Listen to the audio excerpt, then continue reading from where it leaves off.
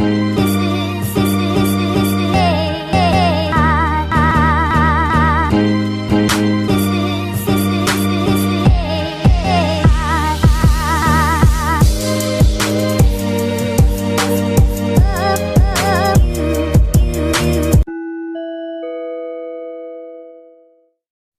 everyone. Welcome back to another episode of Independent Thought.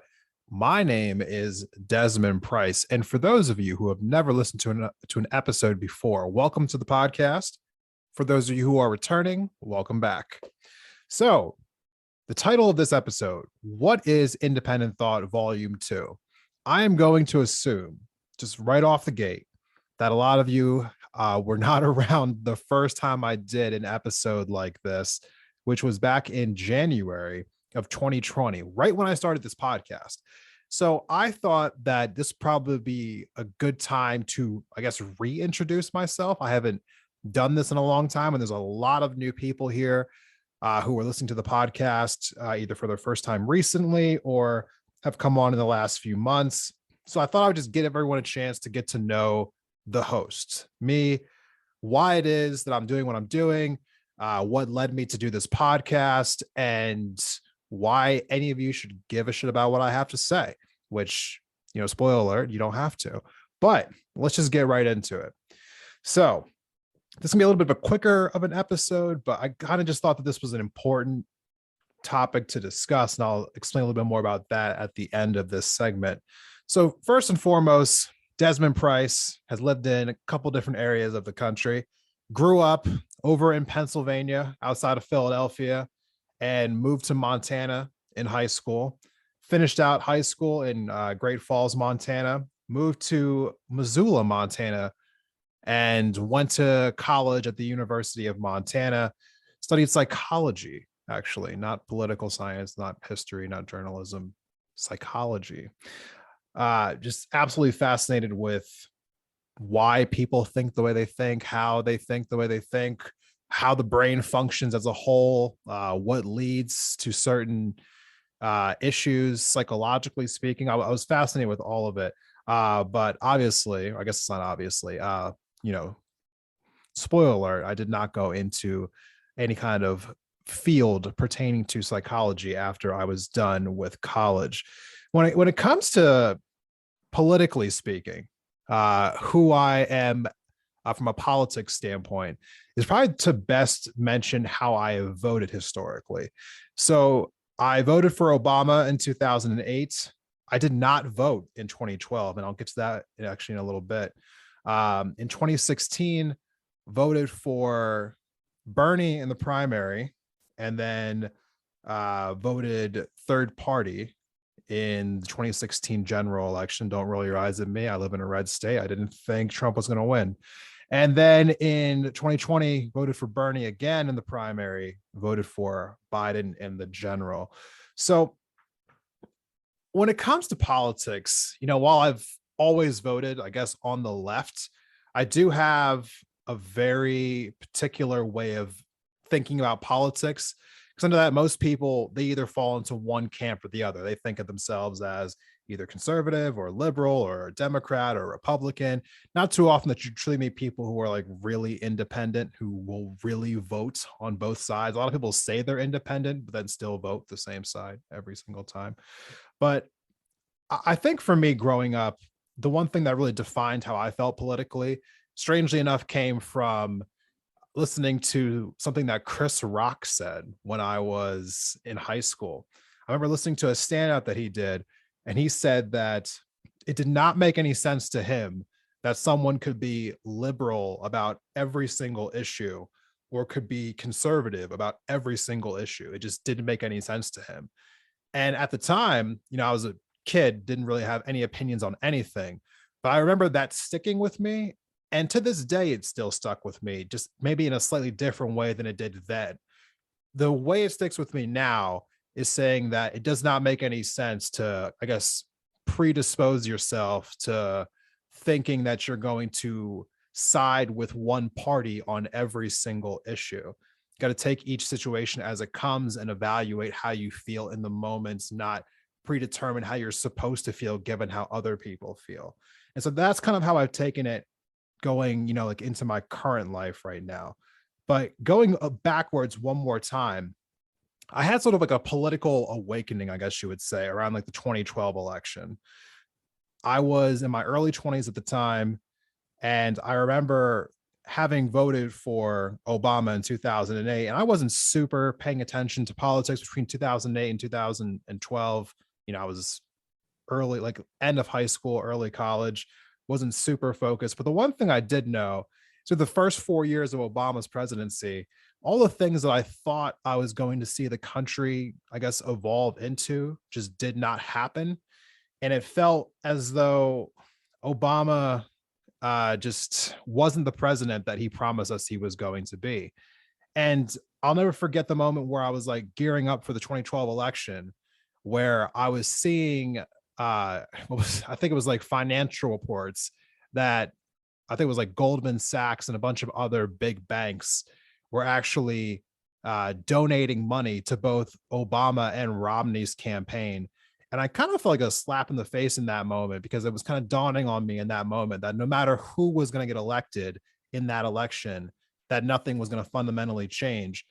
And the one thing that I felt profoundly voting in 2008 was that the country needed to change. I was young at the time, but I felt like the country needed to change.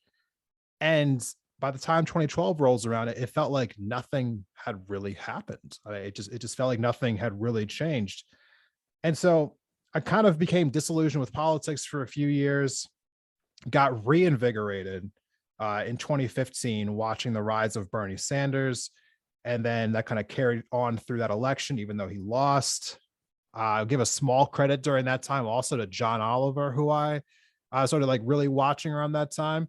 I loved, regardless of your feelings on John Oliver, I loved his deep dives into topics that no one else was talking about, which, if you listen to my show long enough, you'll see that I try to do that myself sometimes, talking about, taxi drivers in New York, or Neuralink, or Amazon workers in Alabama.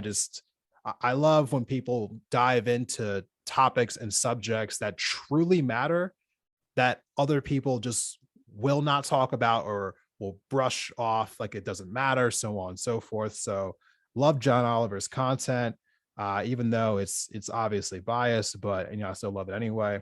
And then in 2019, I found a show called Rising on YouTube that were hosted by two people named Crystal Ball and Sagar and Jetty. And I gotta say, it was around that moment, because it's at the same time that the 2020 like Democratic primary process was starting, and there was like 15,000 people running for president on the Democratic side. And I just felt invigorated. That show in particular, Rising with Crystal and Sagar, it was so refreshing hearing a show that was completely underground at the time. I think it had like 8,000 subscribers on YouTube. For those of you wondering out there, yes, YouTube does have some good journalists. Like, it really does. You'd be surprised. But I could not get over just how like refreshing it was to have real coverage of the news. One of the things to note about like Rising show is that Crystal would be on the left and Sagar is kind of on the right. He says he's on the right, but I don't know. Watch their show. Tell me how Republican you actually think this person is. But the nice thing about the show was that it felt like you were getting different perspectives that were coalescing around the idea that the media was not covering the news sufficiently enough, and that Washington was broken on both sides of the political aisle, which I had felt to be true for a long time.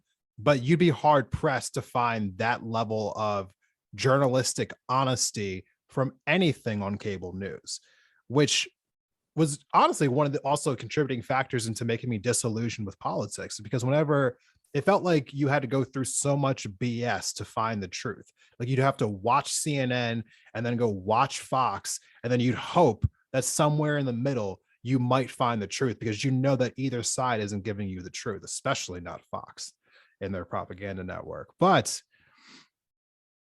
Rising was a revelation. I guess it was like the first show that I found where I felt like, yes, I'm finally getting some real just news about what is going on in the country. And that kind of led me to wanting to do this in the first place. It led me to want to do this podcast because I thought to myself, you know what? There is a space out there, and there are people who genuinely want a more thorough analysis of the news, who are people who aren't willing to just play red team, blue team, who are actually willing to call it like it is and not try to pick sides, but just to be fair, to credit people when they deserve it and to attack them when they deserve it, no matter what the letter is next to their name. And so that was kind of like the genesis for wanting to do this podcast, which has always been a little bit of a struggle for me, truthfully speaking. On a more personal level, I do deal with quite a bit of issues around anxiety.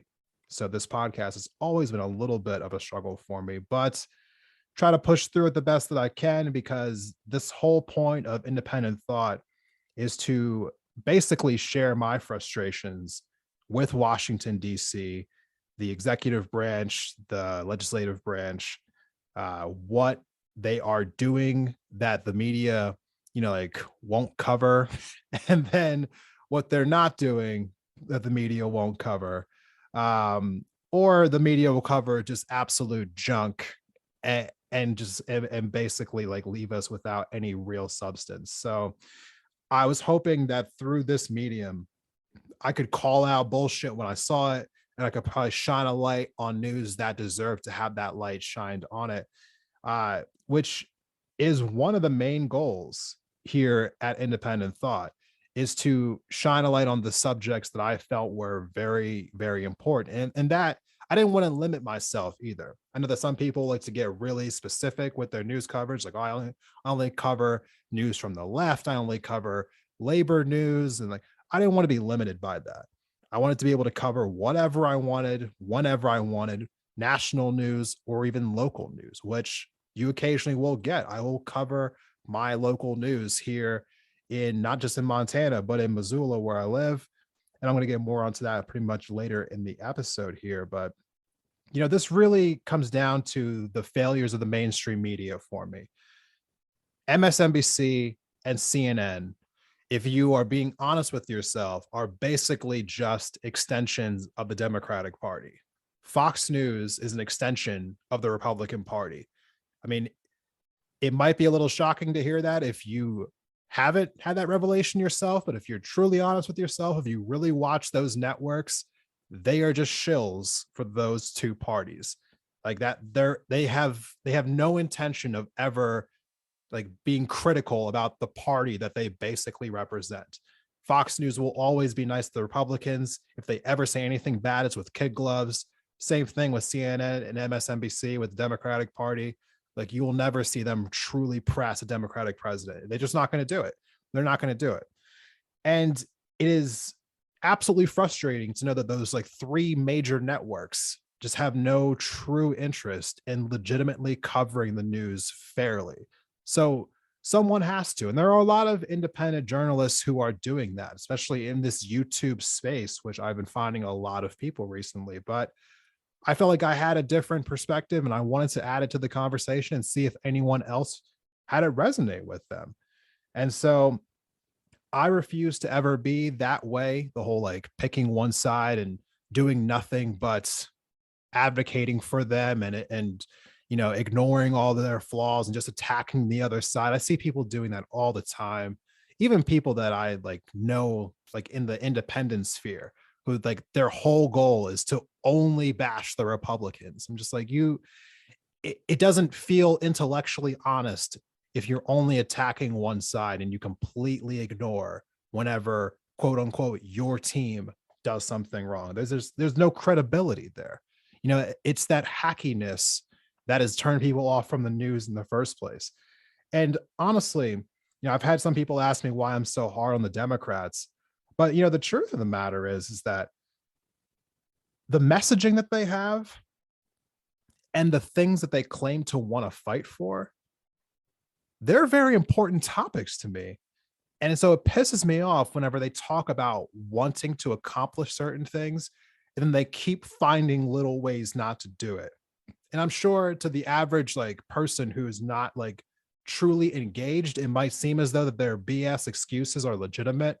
But when you kind of peel back the layers a little bit, Democrats feel like more often than not, like self-sabotage themselves. And it's so frustrating to watch it happen because it seems so avoidable. And it really makes me question their motives, truthfully speaking. But so I hammer them because I want those policies that they claim to talk about. I want them to succeed. But here we are still dealing with people like Joe Manchin for reasons I can't quite understand. But with all that being said, when it comes down to the news, which is what we're talking about right now, I want to talk a little bit about the news sources that I get. So like I was mentioning earlier, I found two people on YouTube, Crystal Ball, Sagar, and Jetty. They were on a show called Rising. They went independent, and they're now on a show called Breaking Points. I go to them for news pretty consistently, as well as some others in the left YouTube space. Secular Talk with Kyle Kalinske, David Dole on the Rational National, the David Pac-Man show sometimes. I use these places as like starting points. Like typically speaking, I will go there, see what they're talking about, maybe listen to some of their commentary. Some days I don't. And then I'll go off usually onto Twitter, which has become a really great place to dig through the news. And there's a lot of just great, just independent journalists to follow on Twitter. And there's a lot of great articles that you can always find on Twitter. It feels like the best place to go looking for the news because everyone's on it. Like in the journalistic sphere, whether you're independent or mainstream, everyone seems to be on Twitter talking about the news. And Twitter's kind of a toxic place, not going to lie. But as far as finding the news, credible news, it does seem to be a great place to dig around and find what you're looking for. With all that being said, though, I do think it's important to kind of somewhat do your own research. So even though I go to these independent spheres to get some news, it's always good to just do a little bit of fact checking yourself. You don't need to spend hours on end, but maybe occasionally if someone references an article, go read that article. Or if someone talks about a story, like go look for that story yourself. I do think there's a lot of value in in not just listening to every single thing that someone says and just taking it as gospel. And for those who are interested, if you're ever listening to one of my episodes, more often than not, especially lately, I was kind of bad about this in the beginning of this podcast, there's going to be links to things that I'm talking about in the episode descriptions of my episode. So go into the episode description of an episode. You're more than likely going to see some links down there. Take a moment to read through them. I mean, a lot of these are short. I mean, we're talking like a few paragraphs. So, not the biggest reads in the world. I definitely think that most people, like more people, would be better off for doing a little bit of that. But actually, when it comes to that, I also want to just touch on the whole believing everything that journalists say. I would hope that those of you who listen to this podcast would also, this might sound a little weird, but I would hope that you wouldn't believe everything that I have to say. And I mean that because truthfully speaking, there is going to be times where I'm going to get things wrong. I probably have gotten things wrong before. I'll probably get things wrong in the future. I'm human, going to make mistakes. I'll probably even have a bad take or two when it comes to my opinions on analyzing the news. So I truly do think it's important not to take people that you're listening to at face value, even if you trust them. Like I trust, Crystal and Sagar when I listen to them, but at the same time, like I don't take everything they say at face value because they've had some bad takes and they get things wrong. I've listened to them recently on the Ukraine issue. They've been getting that story wrong. And that's normal. It's normal. Like it is inevitable that we as people are going to have a bad opinion about a topic, or that we are going to say something that wasn't well said, or that was misinformed, or that was ignorant. Like that is definitely going to happen whenever you are speaking about very charged issues like politics, like, week in and week out, you are eventually going to slip up. And I bring that up because being a part of this space, I so often talk to other people about where they get their news from, or, who they listen to or what they read, so on and so forth. And inevitably in those conversations, what always comes up alongside of that is who they no longer listen to. And it's always for like one particular reason, like, oh, so and so had one bad take and I decided to stop listening to them afterwards. And I gotta say, I think that's a little unfair to stop listening to someone or stop following along with someone because they said one or two things that you do not like. It seems a little unfair for multiple reasons. I mean, truthfully speaking, if I'm just keeping it real for a second, I follow, several hundred people between Twitter and Instagram. And I like to keep my follower count low because I like to be able to see the same people like over and over again versus having this ridiculous saturation of people that I'm following.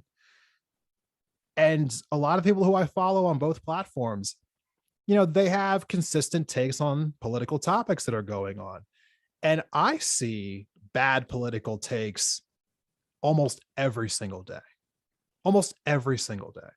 If you are someone who I follow on one of those platforms, there's a good chance that I'm referring to you right now. And I don't mean any shade by that, but it is inevitable. You're going to see something that I'm going to say that's stupid at some point. I've probably already seen something that other people have said that is stupid at some point. It is inevitable. I just don't think that it's a good reason to stop paying attention to somebody because of one or two bad takes. I just wanted to kind of throw that out there. Need a little bit more grace when it comes to these things. And, speaking of opinions, though, one of the last things I want to touch on when it comes to this podcast is I've had people tell me that they appreciate my podcast because I give unbiased takes or unbiased opinions. I want to just address that very quickly and say that I appreciate the sentiment, but there's no such thing as an unbiased opinion. Opinions inherently carry bias, and I'm no different. I have a bias. I try my best to check it, but it's there. It's very there. And sometimes I don't try to check it because I feel like your opinions are very critical for certain stories.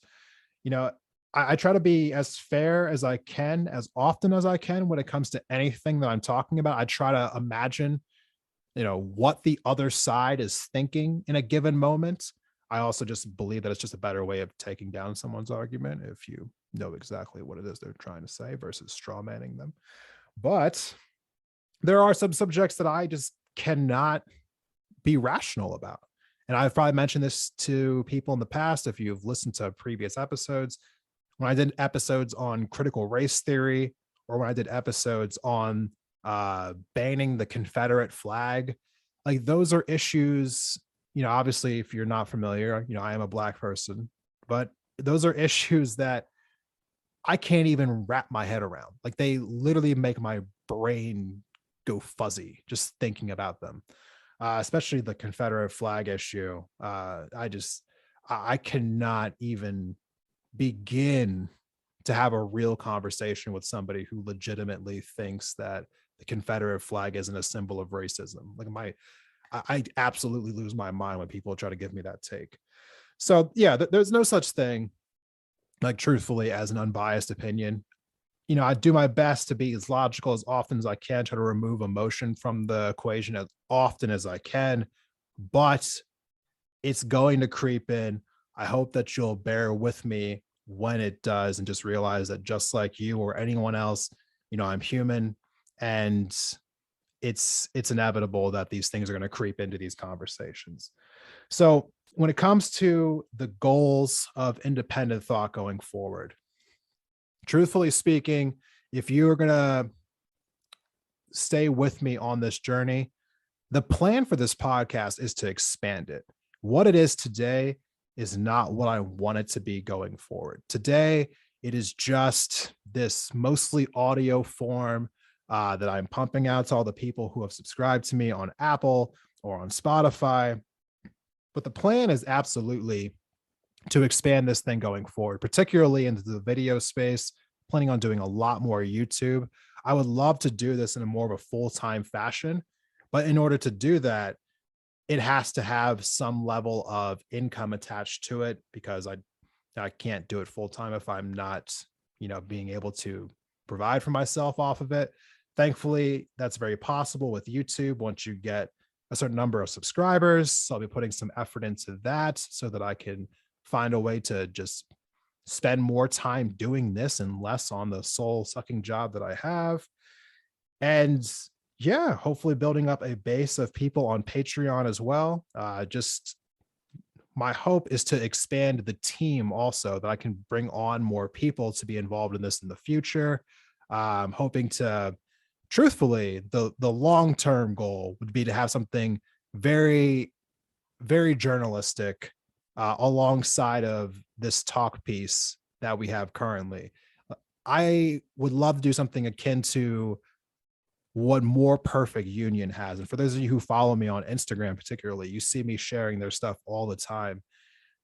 I love their concept, the concept of having a team of people who are able to travel across the country and put a spotlight on those who are being abused by the corruption that happens in our country, and being able to fully tell those people's stories that the news, the mainstream news, should be telling, but they do not. Like that's a dream. I would love to be involved in something like More Perfect Union. I love to create something like that for myself, and that is one of the goals of independent thought.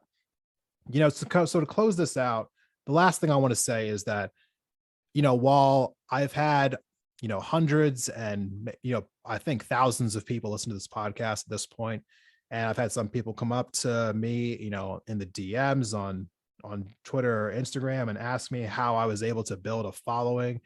I got to be honest with all of you. I'm no one special. Like, truthfully speaking, I'm recording this episode in some random room in my apartment while staring at a wall. I mean, there's nothing special about what's going on here. I really wanted to do something politically engaging because I felt like I just wanted to contribute something to the discourse. And I was hoping to find some people along the way who shared my values, who shared what my vision was as far as wanting to help people. And my vision is pretty simple. I just want people to be more aware of what the hell's going on, because I just feel as though people in general don't talk about politics enough. We have this taboo in our country, which we've all heard it, especially when you're with friends or family, is like, don't talk about religion or politics. And I feel as though that has been terrible. It has been absolutely awful. I think we need more political engagement, but civil political engagement. So this was the thing that I wanted to do in order to kind of bridge that gap, to fill that need, was to be another person in this space, bringing real conversations, real political conversations to the forefront, not the BS manufactured, like, I've picked a side, now let me rail against the other side coverage that you see in a more mainstream way. So that is the goal for me. But I would hope that one of the things I can also do with this podcast is inspire some of you who are listening. Especially recently, I've been consistently talking about how other people should get involved whatever the issue is that I'm talking about. I've been telling people they should be calling their local members of their government, whether that's like local city council people or mayors or, members of your school board, or calling your state or your congressional reps. I truly believe in the power of the people, especially when people, collectively come together and organize, for like the betterment of a cause, any cause. So I would hope that in the future, I can inspire more people to get involved in some way, whether that's just harassing the fuck out of your senators and calling these people and just making them know your name and keep telling them that you need them to step up, or doing that same thing, but on a local level. You'd be surprised. I know that I was, about how easy it actually is to get involved with somebody who's on your city council, or someone who's running for mayor, or someone who is your mayor, or someone who's running for a local judge seat. I mean, it's remarkable how accessible these people are, and especially on the local level, they have the most direct impact over our lives. So I would say, get involved on some level, everyone. That is my final take for this particular segment here. Even if it's something as simple as like 1 hour a month. I know that we all say that we don't have any time for these things, but I think that most of us have 1 hour a month. Maybe on a volunteer level, at a food bank, at a homeless shelter, uh, at a local like board meeting, going to a school board meeting. Just let's all try to get a little bit more involved, because I feel as though what I have felt online in the last few months here is that the political energy is just draining from people. Like, it was already draining after the election ended last year, or at the end of 2020, but I feel like it's drained even more so in the last few months. And I get it, but we really can't lose, our desire to fight, or our hope that things can get better. Like, truthfully speaking, the way we go forward from this dark and shitty time is an engaged and politically conscious public. That's how we move forward. I hope that you'll move forward with me.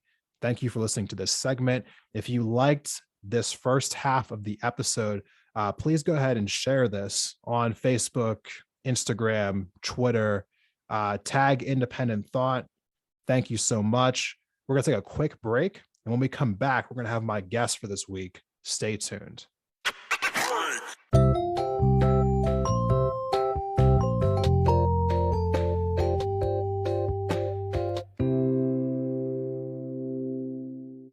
Welcome back from the break, everyone. Thank you for sticking with us for this episode of Independent Thought. So I want to thank my guest for this week, David Walker. Thank you so much for joining the podcast. Episode came out a little later than I originally planned, but that's life. Sometimes things don't go quite according to plan, but nevertheless, we persisted to get the podcast out eventually. So I want to thank everyone who is not only a subscriber, but a member of my Patreon. You are the real MVPs. You are powering this podcast into the proverbial future. And I couldn't be more pleased, because this really is a full-time job. Like, I try to act like it's not, but this really is a full-time job, between social media curation, marketing this thing, creating the podcast, researching for the podcast. I mean, this is a damn full-time job. So the fact that I have people who are willing to invest in me to be able to do this, that is everything. That is everything. So thank you so much for doing that. For those of you who are not currently on Patreon, I would love your support. I'm just going to keep it real. I would love your support. The link is in the episode description. Please feel free to check it out if you feel as though that it is something that you can afford to be a part of. Going into the next phase, as I was saying in the first segment, YouTube is going to be a big part of everything that comes next. I'm planning on doing a lot of things with YouTube for season 5. I don't know all the specifics as of yet, but I have quite a few different ideas I'm throwing around, but I'm thinking of a lot more video content, as I would love to get my YouTube channel up to 1,000 subscribers. So if you are not already, please just go over to YouTube and just hit that subscribe button. It would be greatly appreciated. I also just recently created a Facebook group for those who find themselves on Facebook. I know some people are like, Facebook, really? A lot of people are still on Facebook. As of right now, it's still the number one social media platform. It's not just boomers on there. Just saying. If you are on Facebook, as I am, and you want to join this Facebook group, it should be in my link tree. But if it isn't, just DM me. I'll give you the link myself. I'm having some issues with Linktree the last couple of days here. As far as what's next is concerned, we have one more bonus episode, which I originally thought was going to be one thing, but I found out recently that I can't post that. So I have to change my plans slightly. I might make an impromptu bonus episode about the Ukraine situation. I almost thought about having that be about, well, I almost thought that I would do that for this particular episode, given what happened today with Vladimir Putin claiming that those two regions in eastern Ukraine were now going to be sovereign territories or independent states, as he referred to them as. So, but a part of me feels like there's going to be some more developments with this in the coming days. So it might just be beneficial to wait a couple more days before I give a take on it anyway. But after that bonus episode, there's only one full episode left. And then the season is coming to an end. And I'm going to be going immediately into the planning and developing phase for season 5, because I have a lot of changes I want to make to this podcast. The formats, as you currently know it, will be coming to an end as we are trying new things next time around. So finally, as we close this episode out, I want to talk about why that first segment was so important to me. It dawned on me within the last month, really. I mean, it was kind of on my mind a little bit prior to that, but it's really kind of dawned on me the last month or so that trust when it comes to this podcast is everything. That may seem very, very obvious to say that, but the one thing that I've tried not to take for granted are the people who have stuck with me, throughout the entirety of this podcast, basically for the last, over a year, since I really started giving my everyday attention to this thing. I think the first few months I was doing this was very much a hobby versus, a passion. So once it became a passion, I started getting a consistent following. And I'm trying to take that as seriously as humanly possible now, because people do show up and listen to every single episode. There are people who show up every single week. The day that the episode comes out, they give me their feedback. Like they're very engaged listeners. You know who you are if you're listening. I appreciate you, all of you. And I just thought that, for those people especially, but also for anybody who's new coming into the podcast, you don't get to see me all the time like you would in a YouTube fashion. This is a very audio based. And so I thought, since we are exchanging very important ideas when it comes to things like COVID or censorship or, climate change or topics of race, workers unions, like these are all really big topics. And so I just thought it was probably in my best interest that people knew me a little bit better, since you are giving me a lot of trust by allowing me to talk to you about these very important issues, week in and week out.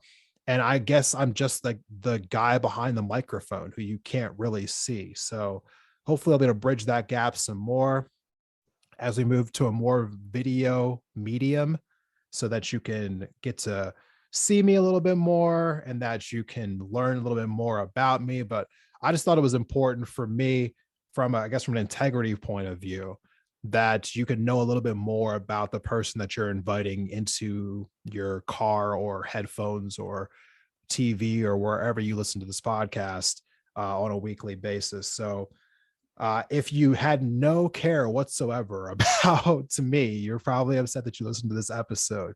But if you were curious in any way, shape, or form, or found anything that I said in that first part to be useful, as in your ways of deciphering who I am and how I break things down, or why you should care about my take going forward, I hope that you enjoyed this earlier episode. Drop me, a DM. As I always say, drop me a DM. Let me know what you thought of this episode. I'm always curious. If you liked it, again, please share it on social media, tag Independent Thought. That's been really helping recently, the last few weeks, to grow the podcast, for people to discover the podcast. So thank you for those of you who have been doing that. I hope to see you all in the next episode Take care.